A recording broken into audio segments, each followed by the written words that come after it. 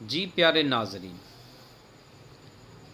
جو بھی اولاد کی وجہ سے پریشان ہیں، بہت علاج کروایا مگر فائدہ نہ ملا، فرق نہ پڑا، بڑے ایسے عاملوں کے پاس بھی گئے، ایسے میں کسی اچھے عامل کا وظیفہ بھی نہ ملا، تو وہ پریشان نہ ہوں۔ آج آپ کے لیے جو وظیفہ لے کر آیا ہوں نہایت ہی پیارا وظیفہ ہے، اس کو ضرور کیجیے گا۔ کرنا کیا ہے؟